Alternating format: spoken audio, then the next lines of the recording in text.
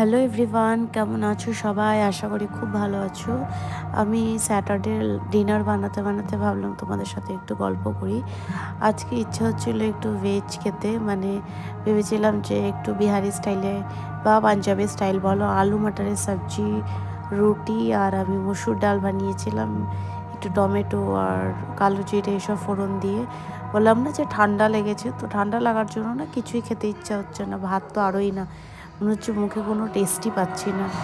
স্মেলটা অনেক কষ্ট করে আসছে, কিন্তু আমি মুখের মানে জিভে কোনো মানে স্বাদই পাচ্ছি না। তো আমি এখন আলু মটরের সবজি বানানোর জন্য আমি অনেকেই জানো আলু মটরের সবজি, বাট স্টিল আমি একটু বলে দিচ্ছি। আমি এখানে সরষের তেল দিয়েছি, তোমরা চাইলে রিফাইন তেলও ইউজ করতে পারো। তারপর জিরে, শুকনো লঙ্কা ফোড়ন দিয়ে আমি দিলাম একটু হিং। হিংটা অনেক সময় মানে আমি বেশিরভাগ রান্নাতে দিয়ে থাকি অল্প হিং ফোড়নের মধ্যে। হিংটা দিলে না টেস্টও আসে, প্লাস খাবারটা হজম হতেও সাহায্য হয়। তারপর আমি দিয়ে দিলাম এখানে একটু কুচনো টমেটো, দেখতেই পাচ্ছ।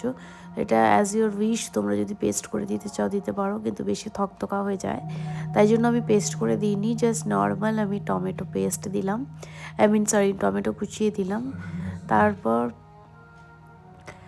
আমি দিয়ে দিলাম নুনের পরে একটু কী বলে হলুদ দেব, কিন্তু অনেক সময় আমি হলুদটা পরে দিই যাতে কিনা তোমার টমেটোটা না ঠিকঠাক বয়েল হয়ে যায়। আচ্ছা, আমি এখানে ভুলে গেছিলাম আদাটা ফার্স্টে দিতে, ঠিক আছে? তো আমি এই জন্য আদাটা এখন দিয়ে দিলাম। তুমি যদি ফোড়নে আদাটা দাও সেটাও দিতে পারো, কিন্তু স্মেলটা অনেক সময় চলে যায় দেখে আমি আদাটা কী হয় রান্নার মাঝে দিই, একদম ফোড়নে দিই না। অনেকে ফোড়নে আদা দেয়, তুমি যদি তড়কা ফাড়কা লাগাও তো ফোড়নে দিতে হবে, কোনো অপশান নেই।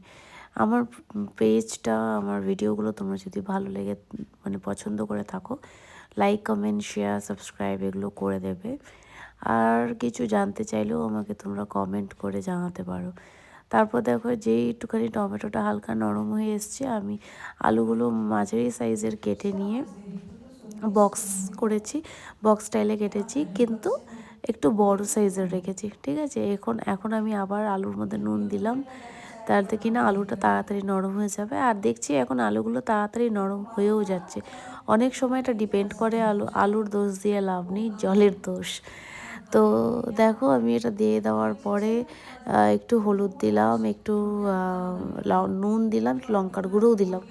আর এখানে দেখো আমি 3-4টে লঙ্কা দিয়েছি, যেহেতু বললাম স্বাদ পাচ্ছি না, তো খুব ঝাল হবে মনে হচ্ছে, জানি না কী হবে।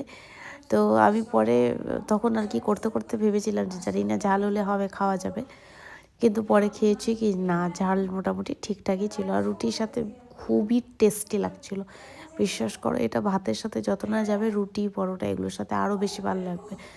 আচ্ছা, এই মুমেন্টে সরি, আমি তখন বললাম হলুদ দিয়েছিলাম, তখন দিইনি, আমি এখন এই মুমেন্টে দিলাম হলুদটা। বললাম না যে আমি যখন দেখলাম যে আলুটা একটু ভাজা ভাজা হয়ে আছে সেদ্ধর পথে পথে, তারপরে আমি হলুদটা দিলাম। আমি পুরো ডিটেলে তোমাদেরকে বলছি, রান্নার ব্লগটা দেখাচ্ছি, তার জন্য একটু লেন্দি হবে। আমি কোনো কাট করিনি, কিছু করিনি, বাস ডিউরেশনগুলো হ্যাঁ একটু কেটে দিয়েছি, ঠিক আছে? নাহলে তো মানে বয়েল হতে হতে সবজি অতক্ষণ যদি দেখাই তাহলে তো 20-25 মিনিটের ভিডিও হয়ে যাবে, কারোরই এত এনার্জি থাকবে না দেখার। আচ্ছা, তারপর আমি এটাকে ভালো করে মিক্স করছি। দেখো মটরশুঁটিটা ছাড়িয়ে রেখেছিলাম, আমি দিয়ে দিলাম, দিয়ে ভালো করে আমি না রান্নাটা একটু বেশিক্ষণ ধরে কষাই। আর হচ্ছে মিক্সটা প্রপারলি যদি তুমি করতে পারো না, তাহলে রান্নার টেস্টটা আলাদাই চলে আসে। আরেকটা অভ্যাস আছে, তোমাদের আছে কি না আমি জানি না, রান্না করতে করতে গ্যাস মোছা একবার, স্ল্যাব মোছা একবার, এইসবগুলো আমার একটু হ্যাবিট আছে। মানে ক্লিন করে করে করে রান্না করো, একবারে ক্লিন করলে না দেখবে খুব হ্যাপা হয়ে যায়, আর তোমার দাগটা খুব বসেও যায়। আচ্ছা, এখন যেটা দিলাম সেটা হচ্ছে ধনে জিরের গুঁড়ো। এটা আমার বাড়িতেই ধনে জিরের গুঁড়ো করা থাকে, কেন কি এখানকার ধনে জিরের গুঁড়ো আমার ভাল লাগে না খেতে, আর প্যাকেটেরটা তো আমি পছন্দই করি না। আর আমার শিলপাটাও নেই যে আমি শিলপাটাতে করব। তো আমি যখনই বাড়ি থেকে আসি মা আমাকে এক কৌটা করে দেয়, হ্যাঁ। তো এই হচ্ছে আমার ডিনার রেডি করছিলাম আমি। আর সাথে সাথে তোমরা বলো কে কোথা থেকে আমার ভিডিও দেখছো, কেমন লাগছে, তোমরা কীরকম টাইপের ভিডিও দেখতে চাও আমাকে কমেন্ট করে অবশ্যই জানাবে।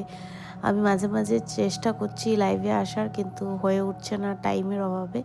বুঝতেই পারছো আমি সব কিছু একা হাতে করি এখানে, মানে আমার কাছে কোনো আমি রান্নার লোক রাখিনি বা কাজের লোক রাখিনি, আমি সম্পূর্ণ নিজেই ক্লিন, নিজে রান্না, নিজে পরিষ্কার করা সব নিজেই করি। আর উইকে 1-2বার আমি ওই আরবান ক্লাবকে ডেকে নিই। তো এখন আবার নতুন একটা মানে বেশ 1-1.5-2 বছর হয়ে গেল, একদম নতুন যে সেটা বলবো না। তো 2 বছর হয়ে গেল আরবান ক্লাবে ইনস্টা হেল্প বলে ওদের 15 মিনিটে ওরা হেল্প করার জন্য চলে আসে। তো ওদেরকে আমি সপ্তাহে 2 দিন করে ডেকে নিই। ওরা আমার ঘরটার মানে ঝাড়ু মোছা পরিষ্কার টরিষ্কার ডাস্টিং মপিং সব কিছু করে দিয়ে যায়। তাই বলে ওদের ভরসায় তো একদম ফেলে রাখলে হবে না, রোজই আমাদের ঝাড়ু পোছা মারতেই হয়। মানে ওরা আসলে একটু ডিপ ক্লিনিং হয় উইকে 2বার, ওটাই যা। আচ্ছা দেখতে পাচ্ছ এখানে আমার যে একটু ভাজা ভাজা হয়ে গেল আমি জল দিয়ে দিলাম, ঠিক আছে। আমি কোনো গরম জল দিইনি, বাস নর্মাল জল দিয়েছি।